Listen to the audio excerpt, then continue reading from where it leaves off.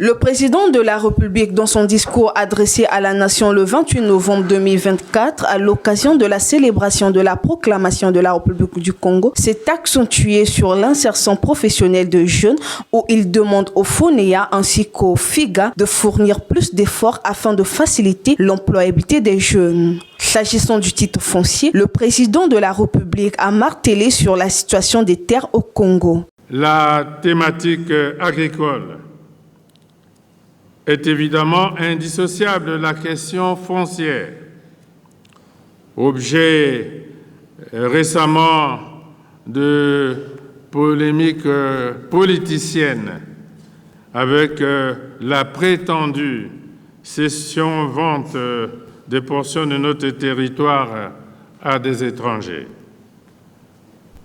La législation foncière de notre pays permet à tout citoyen ou à tout investisseur de réaliser ses activités agro-pastorales ou agro-industrielles en toute quiétude.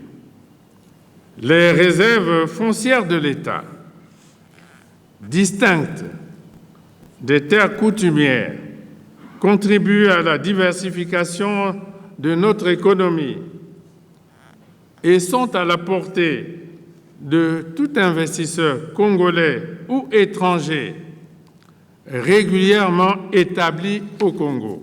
Toujours dans son adresse, le chef de l'État a rappelé l'objectif de la coopération Congo-Italie qui vise à produire de l'eau potable dans toutes les villes du pays.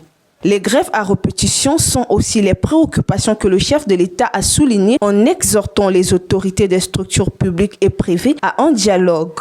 C'est ici le lieu d'appeler l'attention de certains de nos compatriotes qui, du fait des difficultés conjoncturelles rencontrées, se sont engagés dans des grèves anarchiques, mettant en péril leurs entreprises ou leurs administrations. J'invite les uns et les autres à préserver l'outil de travail. Comme le recommande le Bureau international du travail au terme des dispositions pertinentes y afférentes.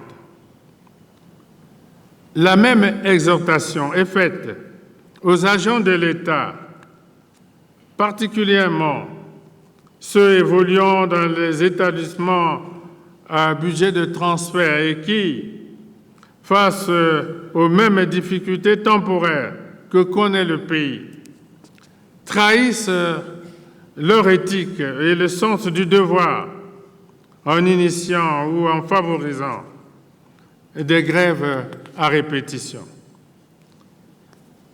Seul le dialogue constructif et fécond peut permettre de trouver les compromis utiles et sauvegarder l'outil de travail.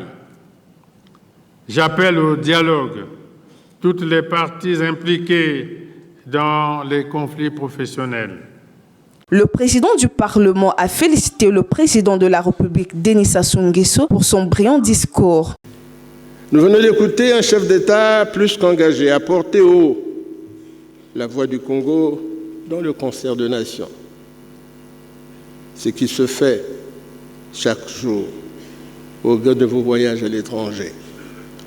À Bissau, j'entends encore en écho l'allégorie du célèbre paysagiste, poète africain, à savoir l'Afrique est effectivement la clé incontournable de nombreux défis mondiaux par ses forêts et sa biodiversité pour la lutte contre les changements climatiques.